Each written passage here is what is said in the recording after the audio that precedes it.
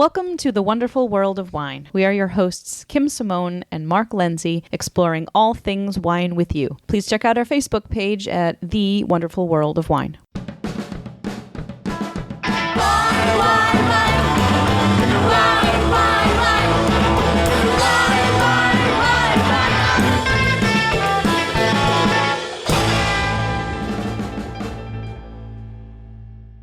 One of my favorite topics of conversation to discuss with people when it comes to wine is French wines. And I know you try to refer back to me when it comes to our French wine talks, don't you, Mark? Yes, food and French wine. and bubbly. There's a few. There's a list. There's a list going. But we ran across an article from a French website called Frenchly that it purported to be an easy guide to French wine. And I always kind of am skeptical when I see blogs and things about easy guide to whatever kinds of wine, because there are some things that you can simplify and try to demystify and make less complex, but I don't think that French wine is a really easy one to do that for. So this article gave some basic tips about how to start your journey and your adventure diving into French wines. So we're going to discuss a couple of those tips right now. Yeah, and we were joking because they say easy. It's also a French publication. So maybe it's easy for them. And we study French wine, and it's more complicated than people. Right, that's like an easy guide to French cheeses. Well, there are 600 different types of French cheeses, so I don't think it's going to be too easy. But anyway, so easy guide to French wine. And, kind of use this as a little bit of a reference guide for your, learning about French wine. So the first one is that place is key. And the wine word that we use to describe the taste of a place or the flavor of a place is terroir. And terroir is definitely key in France. So that's why you'll see on most bottles of better French wine, the main information that they're trying to get across to you and the name of the wine itself is going to be the name of the place that it comes from. And I know that we've said this numerous times, but it really is probably the most important thing to understand and wrap your brain around for French wine is that it's the place that matters. And the more you learn about the places, the better consumer, the better buyer you will be, because the French expect you to know if they put the place, you should understand the grape, you should understand what this wine tastes like. So that terroir and place also leads to labels and understanding French labels. Right. And you can look at a French label and it can all just look like gobbledygook to you because you don't know, is this the producer? Is this the place it comes from? So there is some background knowledge that is needed because it's not very intuitive, especially for American consumers where we're not used to these words as opposed to grape varieties, which we are a little bit more familiar with those words. Most people, if they drink wine, even if it's just every once in a while, they recognize the words Pinot Grigio. They recognize the word Chardonnay. They recognize the word Merlot. But you might not recognize the word Vouvray. You might not recognize the word Beaujolais. There are these place names that for French wine drinkers are just second nature to understand. But for consumers who aren't familiar with French wines, it's all French to me, kind of. And it's good that they highlighted first the place and then second the label, because if you understand those, like we said, Kim, it's so much value to your wine experience. And namely, they talk and say Burgundy. If you just see a white or red Burgundy, you have to know only two key grapes. So if you want a white Burgundy, it's Chardonnay. You want a red Burgundy, it's Pinot Noir. And it's actually simple, right? It's two things you have to remember, but they're not going to tell you those grapes on the label. You should know from the region that that's what they grow, and that's what the government tells them they must grow. Right. And there are lots of places in France that are allowed to put their name on the bottle as far as the place goes as a wine growing region or a wine growing village. So there are a lot of names that you can go out there and memorize, but I suggest to people that if you have a particular style of wine that you like, learn a couple of the regions in France that will appear on a bottle that are in the style that you like. So I tell people, all right, if you are a Pinot Grigio drinker and you like those light, crisp whites that are great with seafood and for drinking on a hot day, okay, here are a couple of things that you want to be on the lookout for. And one that comes to mind immediately is Muscadet, which is from the Loire Valley. It's on the Atlantic coast, and it is light and dry and crisp and minerally and not sweet. People get confused that it's starts with the same letters as Muscat or Moscato and associate it with sweetness. But Muscadet with MU does not have any sweetness to it really ever. And it's light and crisp. So like I tell people, like, all right, if you prefer Sauvignon Blancs, here are a couple of places in France that produce Sauvignon Blanc. Go out and try them. So knowing a few things and a few place names is a good way to start learning about French wines too. And I like that you mentioned the white wines, Kim, because they said get familiar with the white. So I have to ask you, when you think French white, what's the grape you think of? I know you just mentioned a few, but when someone says to you, Kim, tell me a French white, what are you thinking of? You know what? I go to Sauvignon Blanc. Yeah, that's what you said. Yeah, because I mean, part of it is that is a grape that I like a lot, so I drink it a lot, but there are distinct places in the country that make really good Sauvignon Blanc. So if you see white Bordeaux on a label, that's mostly Sauvignon Blanc in that blend. So I send people to buy Bordeaux Blanc all the time because I think it's absolutely delicious and not a lot of people know about it. So like if you like New Zealand Sauvignon Blanc, here, try this one too. This is from a different place. It's not necessarily going to say it on the label, but if you like that style, give this a try too. I like how you think that way because I think when I think French whites, I think Chardonnay. And I think most people do. I love the Sauvignon Blanc, and I think because they've made, especially in Bordeaux, they've made a lot of corrections to their growing of Sauvignon Blanc, and it changed the profile of the fruit. Yeah, 20 years ago, it was a totally different style, but now I think it's much more user-friendly, and it's really delicious. So I try to open people's minds to those other less familiar things as often as I can. So let's move on to the reds. They said learn some reds, and they were talking Beaujolais region for reds and the Côte du Rhône region for reds. And Bordeaux as well. Like I don't think that Bordeaux should be left out, especially as people who enjoy drinking California Cabernets and California Merlots tend to be a lot of people who come in and talk to us about wine. You know, that tends to be top of the list for a lot of people. So knowing a little bit about Bordeaux and knowing that those are also Cabernet Merlot blends, I think that's important for people to see that name on the label and understand what the style of wine in the bottle. But I do agree with the Côte du Rhônes and the Beaujolais as well. Like if people understand those three, I think that's a really good place to start. And we are sort of a miss because we're leaving out Burgundy a little bit. I know you did just mention it a second ago, but you know, French Burgundy I think is its own thing. And in order for you to get a really good one that you're going to enjoy, you need to spend some decent money. We're talking starting in the mid-20s, maybe even $30 a bottle for a good bottle. So I think that price point makes it a little bit harder for it to be an introductory wine for a lot of people. I like the Gamay and Beaujolais version because I think it's a good starter. If you've never had French wines, it starts you with some real fruit and light, and then you can move up to the big guys, the Bordeaux and right. It's lighter, it's fruitier, it's almost got like a strawberry jam, fruit punchy flavor to it. It's a good transition wine if you are usually a white wine drinker or a rosé drinker and you want to start kind of getting your feet wet when it comes to reds. Beaujolais is a good place to start that way. I also think back to the Pinots of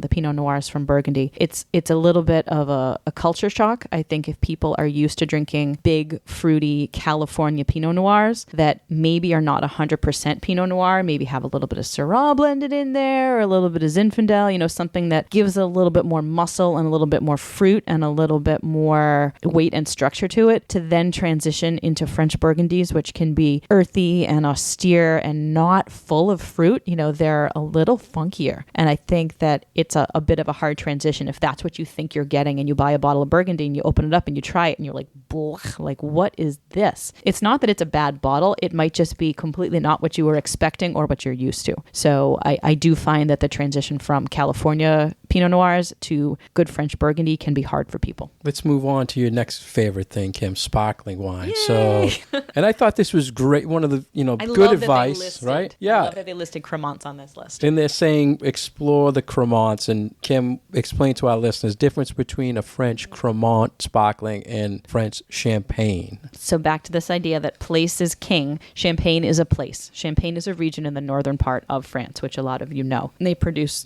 world-class sparkling sparkling wine made in a very specific method. Unless you are buying sparkling wine from Champagne, it shouldn't say Champagne on the label. So nobody else who makes bubbly wine anywhere else is supposed to put Champagne on the label. But there are plenty of people in the rest of France who make really delicious sparkling wines, but they can't call it Champagne. What they do call it, usually, is Cremant. Cremant. There are some other smaller producers in other places that call it something different, but for now, we're just going to concentrate on Cremant. And they're usually made from whatever the local grapes in that area are, made in the same way as Champagne, but you get a nice flavor of that particular place that they come from. They're usually at least half the cost of Champagne. They're delicious. They don't need to wait for a special occasion to drink them. It's still a nice full bubble. It's a really user-friendly wine and much easier on your wallet. Yeah, and I always like to say they look French, they look expensive, but they're not. So And they great taste good. gift idea. And the last thing they talked about, Kim, was rosé French wines.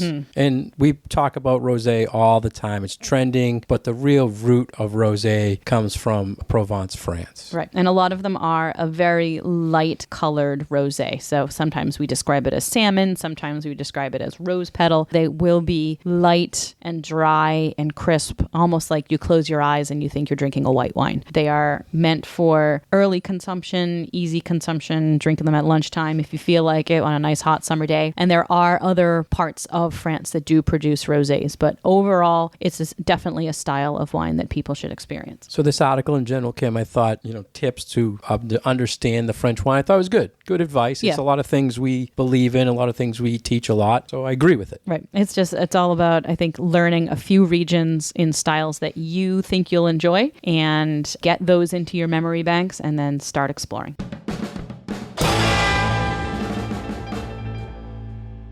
You are listening to The Wonderful World of Wine. We are your hosts, Mark Lindsay and Kim Simone, exploring all things wine with you. If you'd like to get more information about Kim, please go to her website at vinitaswineworks.com. If you'd like to get more information about myself, please go to franklinliquors.com. And if you'd like to get more information on our show, please go to Facebook, The Wonderful World of Wine. Next, we want to talk about an article that was in Quartzy, and I like that name, Kim, for this magazine, right? What do we mean when we say salt in wine, or a wine is salt? I thought this was a cool topic to explore because it's the one of the five taste senses that we don't talk about an awful lot when it comes to wine. We talk about sweet, and we talk about sour, and we talk about bitter, and we talk about umami. We don't talk about salty. And salty is not usually a term that you find in people's tasting notes, but it seems to be trending right now that when people talk about flavors in wine, people are starting to use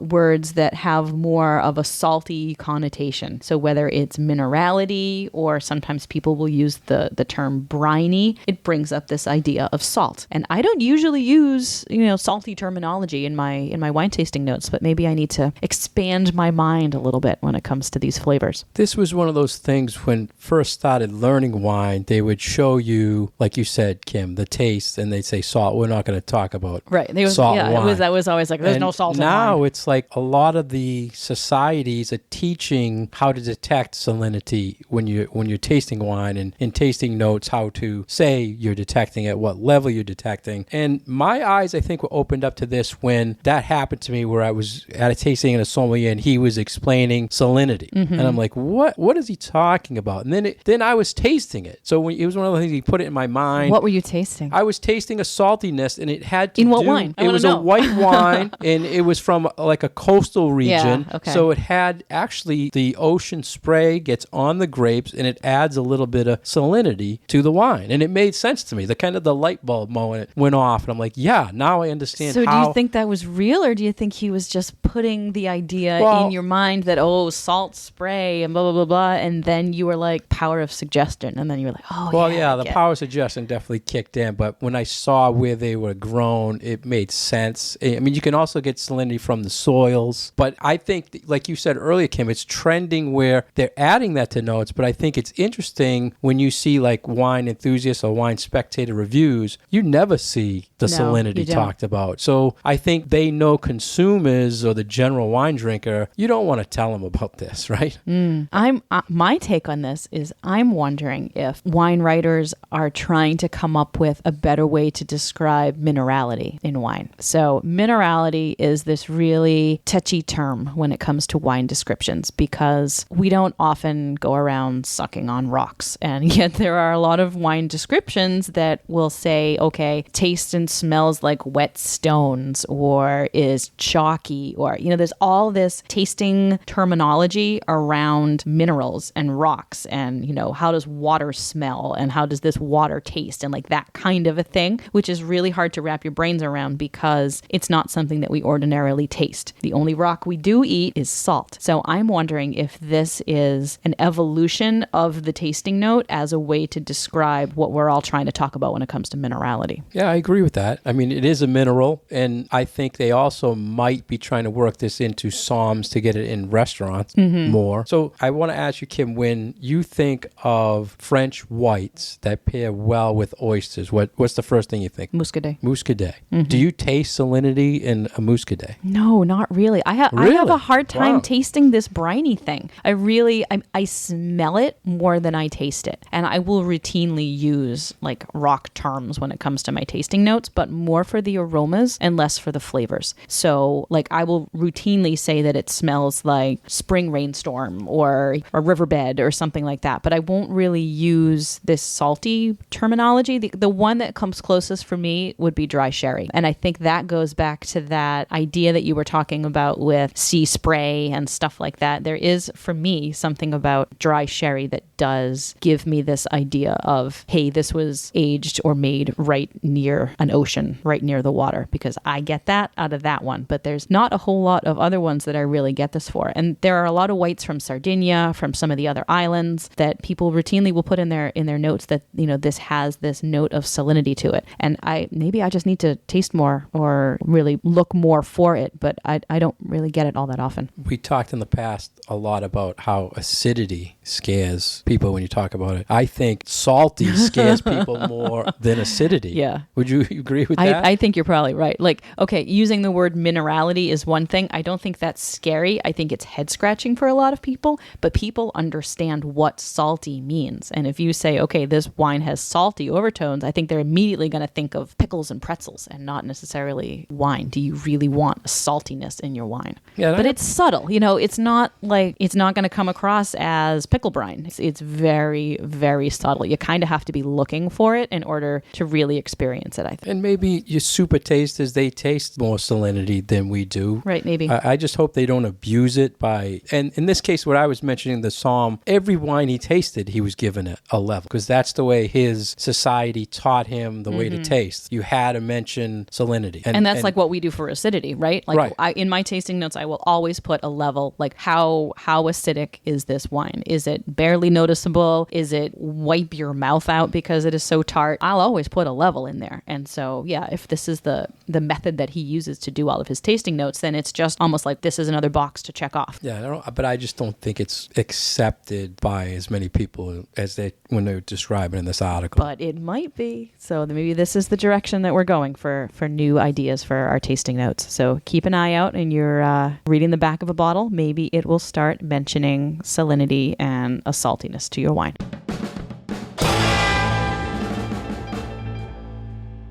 You're listening to The Wonderful World of Wine. We're your hosts, Mark Lindsay and Kim Simone. You can find us on Facebook at The Wonderful World of Wine or on our own web pages, franklinliquors.com for Mark or vinitaswineworks.com for myself. Great website that we often find some trending articles on is backlabel.com. And they had a great article that posed the question, why is English sparkling wine trying to be like champagne? And I bet some of you are saying, English sparkling wine? There's sparkling wine coming out of England? There is. England actually does make wine. Southern England, and they are producing some really nice sparkling wines that we are really just recently starting to see in the US market. I would say over the last maybe 2 or 3 years, we're starting to see some good bubbles coming in from England. But we wanted to talk a little bit about what they were all about and why are they trying to be like champagne. Have you had any English bubbly, Mark? I have, Kim. And Yeah, I'm surprised, I guess I'm not surprised that you said a great article about sparkling wine, because I've never heard you say a bad article about This is a sparkling crummy wine. article about sparkling wine. So why are the English producing sparkling wine. They actually, the French actually import 30 million bottles of wine into England. So if I'm a producer in England, I can get a good chunk of that business, right? So I think a lot of it has to do with they're drinking a lot of sparkling wine. They have the conditions to grow it. They have the climate to grow it. So let's jump into it, right? I'm glad that you brought up the marketing aspect of it, because traditionally, and when I'm talking traditionally, I'm talking like hundreds and hundreds of years of tradition of folks in England drinking French wine. Like, this is not a new thing. This is like forever and ever. Yeah, but they've always imported from always.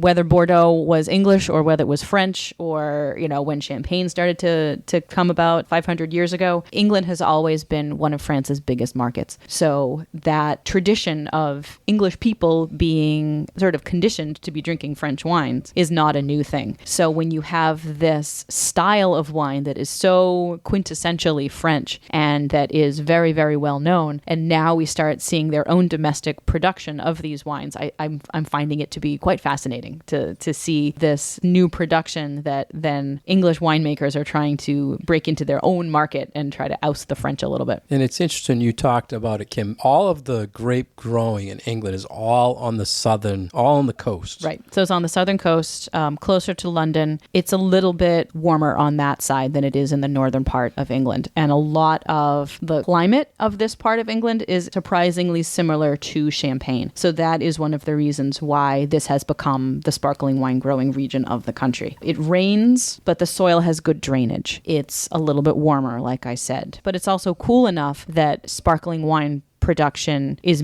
done well here, because you can't have it be really hot, because then the grapes don't do what they're supposed to do when it comes to making bubbly. So there seem to be a lot of factors that have all come together to make it a good place. The soil is slightly different than in Champagne. It's a little more clay than chalk, but overall conditions are pretty similar. So they grow the same grapes: Chardonnay, Pinot Noir, Pinot Meunier. Meunier, is that how you say it? Meunier. Yeah. You're better with the accents.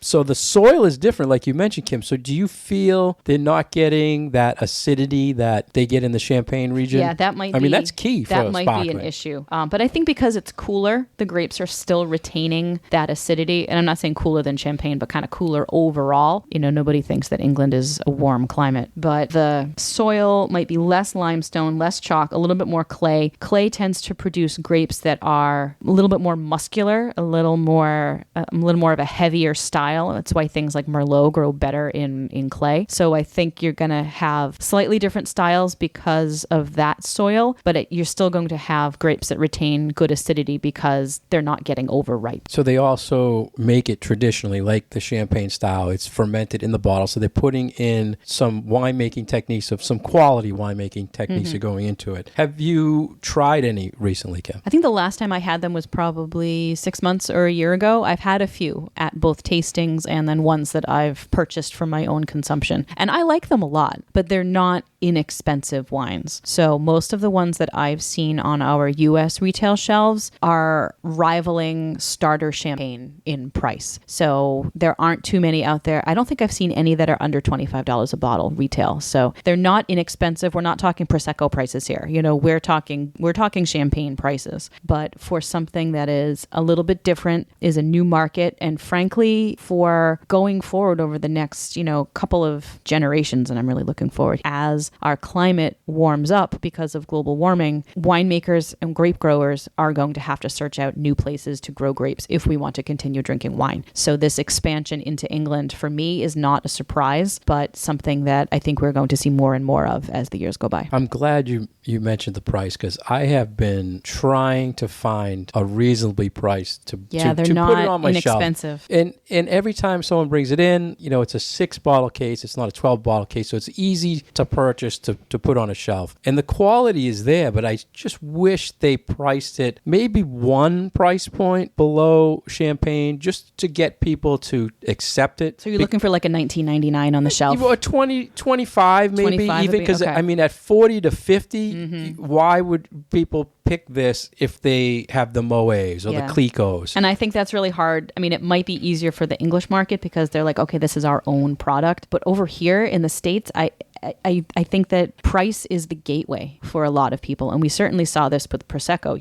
There were gajillion, $8 Proseccos out there. You don't see too many of those anymore. People now understand, the prices have gone up over the last 20 years or so with Prosecco. So people are now comfortable with $12 a bottle. But to have a brand new wine from a place that nobody ever expects wine from, and to have it coming in starting at $35 a bottle is pretty tough. Yeah, and I don't think they should be in that Prosecco price range. I don't think they should be in the mid-level California sparkling price range. But to be in the actual champagne price range, I think, is a marketing mistake. You're talking more hand sell or sommelier wine lists to get this in people's hands, where if you priced it right and put it on a shelf and say, hey, try English sparkling, it would probably sell a lot better. Yep. Well, we'll see in the next few years if there are changes to their marketing here in the U.S. And maybe we're not really a prime market for them, and that would explain why they're a little bit more expensive and we don't see too many of them. But maybe we'll see more going forward, and they might get that feedback from American consumers that this is not what we're willing to spend for this product, and maybe it will be adjusted and we'll have a little bit more exposure to these wines because they really are delicious.